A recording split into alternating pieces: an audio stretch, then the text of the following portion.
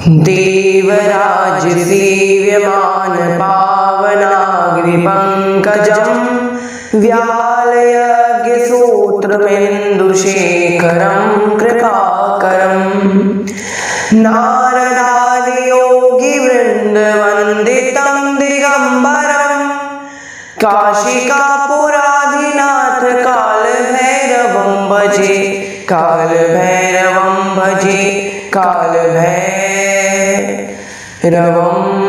भजे।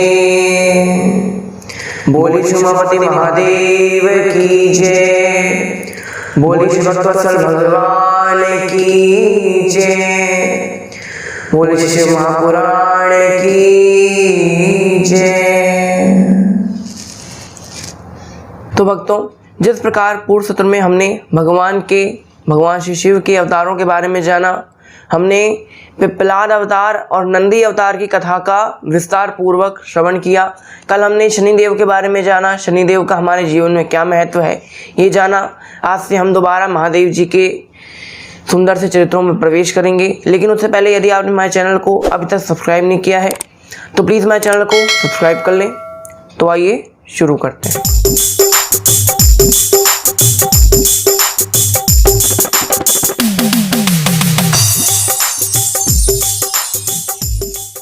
महादेव जी के तीसरे अवतार का नाम है श्री काल भैरव।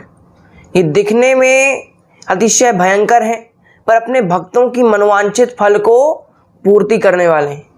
ये काशी के मणिकर्णिका नामक धाम में श्री भैरव जी का मंदिर है। काशी में जहाँ पर बाबा श्री विश्वनाथ का मंदिर है, माता श्री मणिकर्णिका का मंदिर, माता अन्नपूर्णा का मंदिर, भगवान श्री हिरंब का मंदिर, 12 आदित्यों का मंदिर है, 64 योगिनियों का मंदिर है। वहीं पर बाबा श्री काल भैरव का भी मंदिर है। काल भैरव के दर्शन के बिना काशी यात्रा संपन्न नहीं हो सकती। अगर काशी गए हैं, बनारस गए हैं और काल भैरव मंदिर के दर्शन नहीं किए, मतलब आपके जितना आपने दर्शन किया उसका कोई आपको पुण्य नहीं मिलने वाला। काल भैरव मंदिर के दर्शन करने ज़रूरी। अब काल भैरव वहाँ स्थापित कैसे हुए, काल भैरव का प्रादुर्भाव कैसे हुआ, आज हम उस कथा में प्रवेश करेंगे। एक बार ब्रह्मा जी को यह अहंकार हो गया कि मुझसे ज़्यादा श्रेष्ठ इस विश्व में, सृष्टि में कोई नहीं। उन्हें ऐसा लगने लगा कि श्री नारायण और महादेव दोनों उनसे निम्न कोटि के हैं, यानी नीची कोटि के। वो रचयिता हैं। उनको ऐसा लगने लगा कि वो रचयिता हैं। अगर वो सृष्टि की रचना ही नहीं करेंगे तो कहाँ से विष्णु भगवान पालन कर लेंगे, कहाँ से महादेव जी संहार कर लेंगे। तो ब्रह्मा जी ने अपने आप को सारी सृष्टि का अधिपति समझ लिया और अपने आप को सबसे बड़ा मानते हुए वो सबसे पहले नारायण को पराजित करने के लिए जाते हैं। उनके क्षीर सागर में नारायण भगवान शयन कर रहे थे। तभी ब्रह्मा जी ने विचार किया कि आज मैं नारायण को युद्ध में परास्त करूंगा और अपने आप को बड़ा साबित करके रहूंगा। ऐसा विचार करते हैं, क्षीर सागर में जाते हैं। क्षीर सागर में भगवान विष्णु शयन कर रहे थे। शयन से उनको एक लात मारते हैं, विष्णु जी की निद्रा खुलती है। विष्णु जी कहते हैं क्या हो गया ब्रह्मा जी? ब्रह्मा जी कहते हैं मुझे आपसे युद्ध करना। नारायण ने बोला आज ये क्या हो गया? हमेशा आप आते थे तो प्रणाम करते थे, नमस्कार करते थे, आज आपने बिना कुछ कहे बिना ही युद्ध करने के लिए ठान लिया। ब्रह्मा जी ने कहा कि मैं आपको प्रणाम क्यों करूं? मैं सृष्टि का रचयिता हूं, यानी मैंने सब कुछ रचा है, मैं सबका अधिपति हूं, मैं आपको प्रणाम नहीं करूंगा। विष्णु जी ने कहा भूल गए क्या कि आप मेरी ही नाभि के कमल से निकले हैं? ब्रह्मा जी ने कहा वो तो बाद की बात है, लेकिन मैं ही सृष्टि का रचनाकार हूं, मैं आपसे बड़ा हूं। विष्णु जी ने कहा क्यों भैया, आप पुत्र पिता से कैसे बड़े होने लगे? तब ब्रह्मा जी ने बताया कि देखिए मैं रचना कार्य करता हूँ, मैं सारी सृष्टि की रचना करता हूँ, आप पालन करते हैं और भोलेनाथ संहार करते हैं। अगर मैं सृष्टि की रचना नहीं करूँगा तो आप लोग पालन और संहार कहाँ से करोगे? तो सबसे बड़ा कौन हुआ? मैं। ऐसा विचार करते हैं। अब नारायण और ब्रह्मा जी खूब दिनों तक उनका युद्ध चलता। युद्ध में ना कोई परास्त हो रहा है, ना ही किसी की विजय हो रही है। ऐसा विचार किया कि भाई जब ये लोग लड़ रहे हैं तो सृष्टि का संतुलन बिगड़ रहा है, ना पालन हो पा रहा है ना रचना हो पा रही। तब महादेव जी ने ऐसा विचार किया कि इन दोनों कुछ ना कुछ इनके अहंकार को नष्ट करना, ब्रह्मा के अहंकार को नष्ट करना पड़ेगा। तब जिस आकाश मंडल पे वो दोनों युद्ध कर रहे थे, ब्रह्मा और विष्णु। वहां पर उन्हीं दोनों के बीच में एक बड़ी सी ज्योति प्रकट होती है जिसका नाम था अग्निलिंगम। तो अग्निलिंगम नाम की ज्योति उन दोनों के मध्य में प्रकट हुई। यहाँ पर ब्रह्मा जी और विष्णु जी के मन में आश्चर्य हुआ कि ये कैसी चीज है, ये क्या है। तब उस ज्योति से ही ऐसी आवाज आई कि ब्रह्मा और विष्णु, मैं अग्निलिंगम, तुम लोग ये युद्ध कर रहे हो ना कि कौन बड़ा है कौन बड़ा है, तो मैं तुमको एक प्रस्ताव देता हूं कि जो तुम दोनों में से कोई भी मेरे आदि और अंत को ढूंढ लेगा वो सबसे श्रेष्ठ माना जाएगा उस पूरी सृष्टि में। ब्रह्मा जी ने प्रस्ताव स्वीकार किया, विष्णु जी ने भी प्रस्ताव स्वीकार किया। दोनों ने जब प्रस्ताव स्वीकार कर लिया, अब कौन किस दिशा में जाएगा, तो ब्रह्मा जी ने कहा हम ऊपर की दिशा में जाएंगे, हम बड़े हैं ना। नारायण ने कहा चलो ठीक है, वो ऊपर की दिशा में गए और नारायण जो थे वो नीचे की दिशा में गए।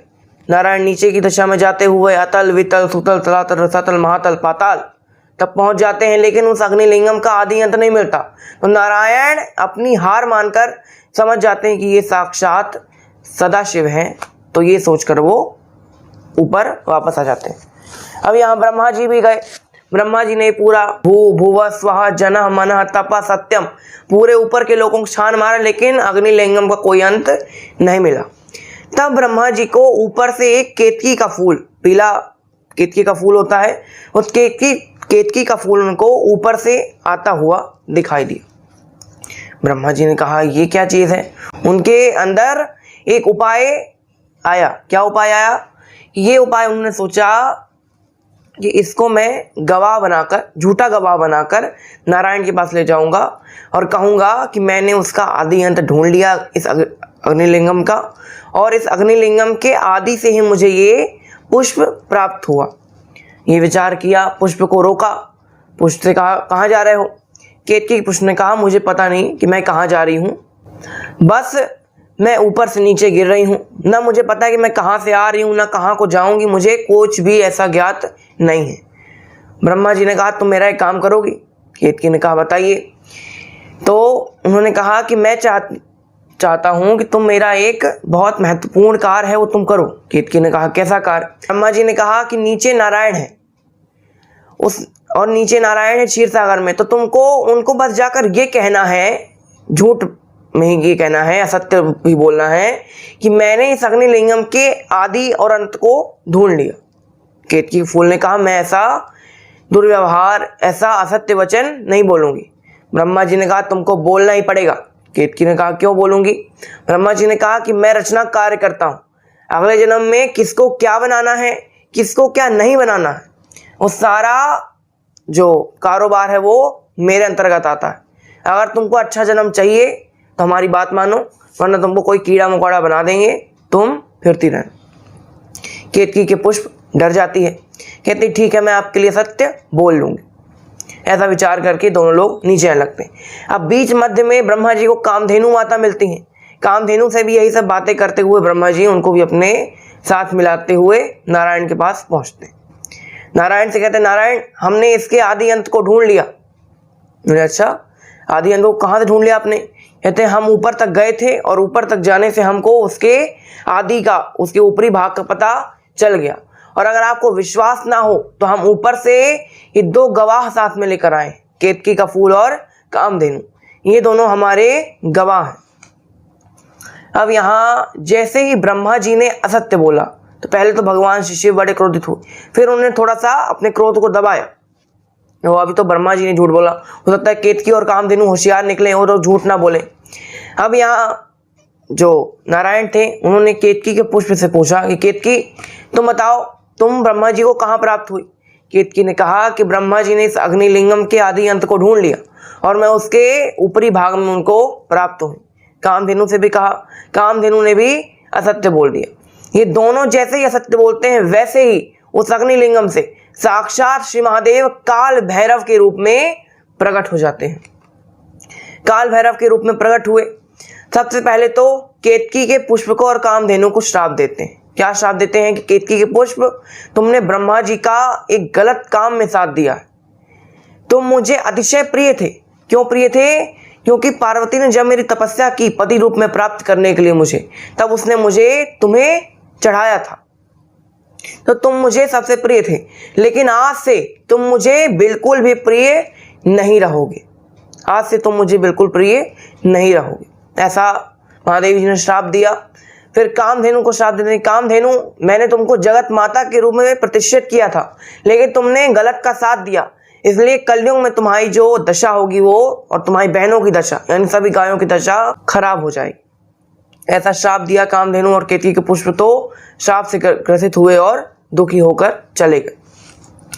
अब यहाँ काल भैरव भगवान ने अपने चिंगी के नाखून से ब्रह्मा जी के एक शीर्ष को काट दिया, जिससे उन्होंने असत्य बोला था। तो ब्रह्मा जी से कहा कि ब्रह्मदेव, तुमने रचना कार्य करते हो, रचयिता हो, और रचयिता होकर तुमने झूठ बोला है, इसलिए अब से तुम्हारे जिस शीश से तुमने झूठ बोला मैं उस शीश को ही निकाल लेता हूँ। चिंगी के नाखून से ब्रह्मा जी के एक शीश को निकाल कर फेंक दिया। जहाँ वो शीश गिरा वो ब्रह्मगिरी पर्वत के रूप में आज भी भारत में स्थित है। और ब्रह्मगिरी में ब्रह्मा जी का 5वां शीश गिरा। पहले ब्रह्मा जी के 5 शीश हुआ करते थे, अब 4 ही बचे, तो उनका जो 4 शीश अब बच गए। अब यहाँ पर जैसे ही ब्रह्मा जी के शीश को निकाला, ब्रह्मा जी बड़े दुखी हुए। ब्रह्मा जी ने कहा, प्रभु मुझे क्षमा कर दीजिए। महादेव ने कहा कि आपने बहुत गलत काम किया, आपने असत्य का साथ दिया, असत्य का साथ देने वाले मुझे बिल्कुल भी पसंद नहीं। मैं भोला हूँ, मैं भोला भंडारी हूँ, तो मुझे भी अपने भक्त भोले चाहिए। मैं नहीं चाहता कि कोई भक्त मेरा कपटी हो, छलिया हो। अगर कोई मेरा भक्त कपटी है, छलिया है, तो वो मेरा भक्त हो ही नहीं सकता। यहाँ पर काल भैरव ने ब्रह्मा जी के एक शीश को काट दिया। काटने के बाद अब महादेव जी कहते हैं, श्री काल भैरव जी, कि आपने रचयिता होकर ऐसा कार्य किया है, इसलिए कलयुग के लोगों पर भी इसका प्रभाव पड़ेगा। जैसा कि आपने अब से अगर किसी को अपने आप को सत्य साबित करना होगा तो उसको 2 गवाहों की जरूरत पड़ेगी ही पड़ेगी। जैसे आपने 2 गवाह लाए हैं, तो कलयुग के व्यक्तियों को 2 गवाहों की जरूरत हर किसी भी केस में पड़ेगी ही पड़ेगी। आज भी हम देखते हैं, कोई भी कोर्ट मैरिज हो, कुछ भी हो, 2 गवाह चाहिए ही चाहिए कम से कम। उससे ज़्यादा हो सकते हैं लेकिन कम नहीं होना चाहिए। ये सब ब्रह्मा जी के कारण हो रहा। तो ये सब बातें महादेव जी करते हैं। अब महादेव जी ने ब्रह्मा जी के एक शीश को अपनी छिंगी से निकाला था, तो उन पर ब्रह्म हत्या का पाप लग गया। अगर ब्राह्मण को आप एक छुरा भी मार देते हैं तो महाब्रह्म हत्या का पाप लग जाता है। यहाँ तो साक्षात ब्रह्मा जी को ही उनके एक शीश को काट लिया, तो ब्रह्म हत्या का पाप लग गया। अब विचार करते हैं क्या करें। तब वहाँ महादेव जी अपने सौम्य रूप में प्रकट होते हैं। महादेव कहते हैं, काल भैरव, आपने मेरे आदेश का पालन करते हुए ब्रह्मा जी के एक शीश को काट तो लिया, लेकिन ब्रह्मा जी के शीश काटने से आपको ब्रह्म हत्या का पाप लगा। उस ब्रह्म हत्या के पाप के कारण आपको अब जीवन भर एक बहुत बुरी यातनाओं से गुजरना पड़ेगा। आपको काशी में जाना पड़ेगा। काशी में आप जाकर अपने पापों को धुलेंगे। आपके पाप आधे खत्म हो जाएंगे, पूरी तरह से आपके पाप खत्म नहीं होंगे। आपके पाप काशी में जाकर गंगा में स्नान करने के बाद आधे खत्म हो जाएंगे, लेकिन ब्रह्म हत्या का जो पाप है वो आपके ऊपर थोड़ा थोड़ा बना रहेगा। क्या बना रहेगा? आपको काशी में हमेशा आप स्थित रहेंगे, वहाँ के देवता बने रहेंगे, वहाँ पे लोग आपके दर्शन करेंगे, लेकिन आपको भोग क्या मिलेगा? भोग आपको मिलेगा मदिरा, मांस, आपको कंकाल की खोपड़ियों में ही भोजन प्राप्त होगा। ये आपका श्राप है। तो काल भैरव ने उनकी आज्ञा का पालन किया, श्राप को भी उन्होंने माना। तो यहाँ काल भैरव भगवान काशी में जाते हैं। काशी में जाते हैं, काशी के इंस्पेक्टर बन जाते हैं, काशी के कोतवाल। काशी के कोतवाल कहा जाता है काल भैरव भगवान को। काल भैरव भगवान काशी के रक्षक हैं, काशी की रक्षा करने वाले हैं। कोई भी व्यक्ति है काल भैरव भगवान के दर्शन अगर नहीं किया काशी में, तो कोई भी आपको पुण्य प्राप्त नहीं। यहाँ काल भैरव की कथा समाप्त होती है। आइए हम थोड़ा काल भैरव भगवान की स्तुति करते हैं। माया के वश में जब घमंड ब्रह्मा जी को छाया था, स्वयं को श्रेष्ठ मान क्रोध शिव जी को दिलाया था। तब काल के समान रूप काल भैरव का लिया, और काट के सिर 5 ब्रह्मा जी का पृथक किया।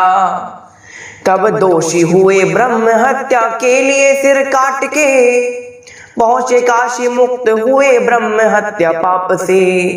भक्तों के लिए बन गए काशी के कोतवाल भी, मिलती हैं शक्तियां पार कर्तव्यों के साथ भी। ओम नमः शिवाय। तो यहाँ काल भैरव भगवान की कथा समाप्त होती है। काल भैरव भगवान की कथा से हमको क्या शिक्षा मिली? महादेव जी के हर अवतार से कोई ना कोई शिक्षा प्राप्त होती है। किसी से कोई शिक्षा प्राप्त होती है, किसी अवतार कोई शिक्षा प्राप्त कराता है।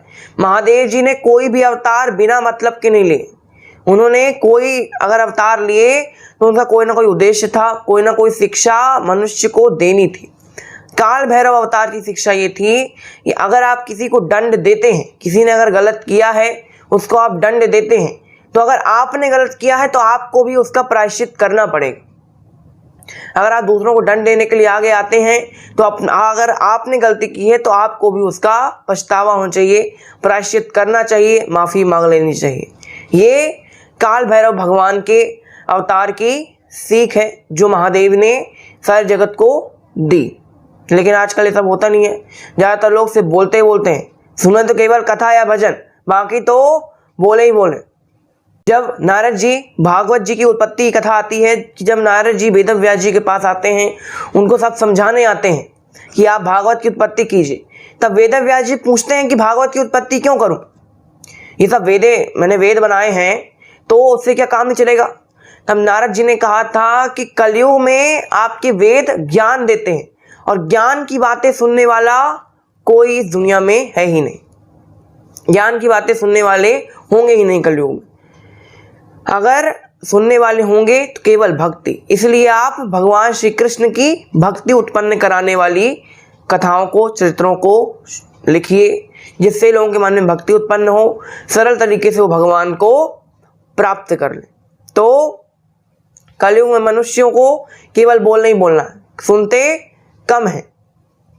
तो ये काल भैरव अवतार की कथा थी और ये शिक्षा थी कि अगर आप किसी को दंड देने के लिए आगे आते हैं तो खुद भी माफ़ी आप मांगे। तो आज की कथा को हम यहीं विराम देते हैं। आज के लिए इतना ही। आपका बहुत बहुत धन्यवाद। घर पर रहिए, सुरक्षित रहिए, मुस्कुराते रहिए। कल हम श्री वीरभद्र भगवान की कथा जानेंगे। तो आज की कथा को हम यहीं विराम देते हैं। ओम नमः शिवाय।